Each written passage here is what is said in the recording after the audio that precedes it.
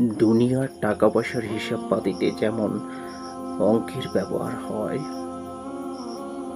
তেমনি আখিরাতের হিসাব পাতির ক্ষেত্রেও আমাদের অঙ্কের ব্যবহার হয়। পার্থক্য একটাই, দুনিয়ার অঙ্কতে যে ভালো পারে তাকে সেরা বলা হলেও সত্যিকারের সেরা তাকে বলা হয় যে আখিরাতের অঙ্কে ভালো পারে, আখিরাতের পাপ পুণ্যের হিসাবটা বেশি করে।